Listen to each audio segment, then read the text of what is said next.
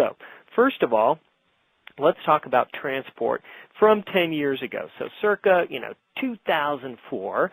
Who knows what PSTN stands for? Go ahead and send me a chat if you know what that stands for.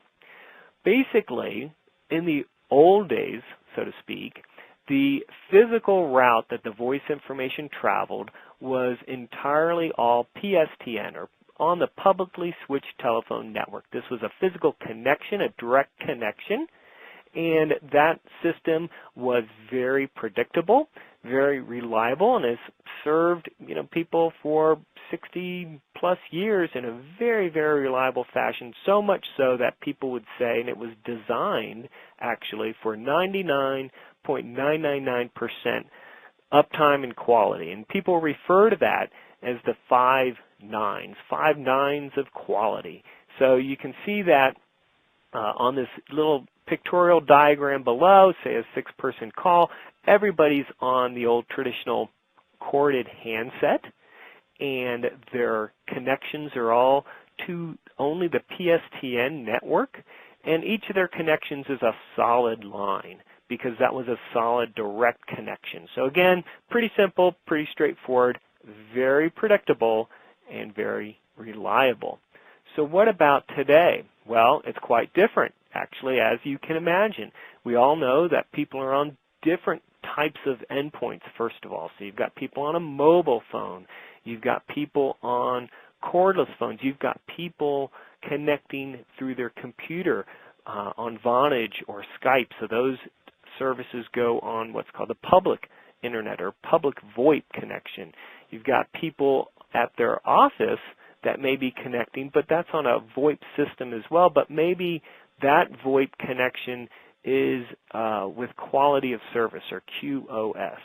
So first of all of the endpoints are different, and second, the networks are different. So of course a mobile phone, the transport of that connection is via the mobile network, and some of the other connections are going to be VoIP is over the internet and different aspects of the internet, and then all those connections have to be combined as well. So now you've got people coming in on different networks, and then those networks being interconnected as well, and especially on transport over the internet, you've got different architecture within the internet.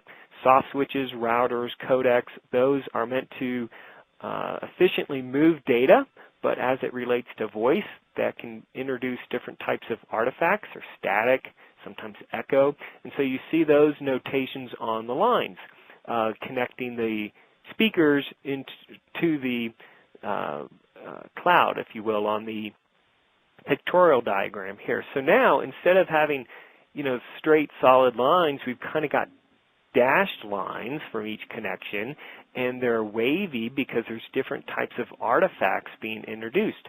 So to have a conversation or a conference call in a mixed environment like this is very, very different, and as you can imagine, much more challenging because it has much higher variability.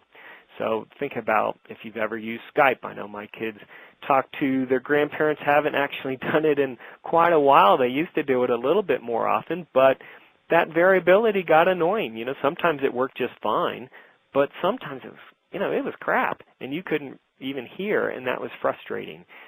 Because of the different types of endpoints, different types of networks, these artifacts that are introduced, I've got listed here on the slide, if you're interested, some of the causes for these different types of artifacts. So for example, a delay might be caused by excessive hops on the internet or on the VoIP network, or long sections on the public internet as opposed to a dedicated internet connection. So basically, from a provider perspective of conference calling, there are multiple ways to implement this transportation network, and there are dramatic cost differences in how it's implemented. So each provider does it a different way, and depending on how they do it, it will definitely affect the variability and ultimately the quality.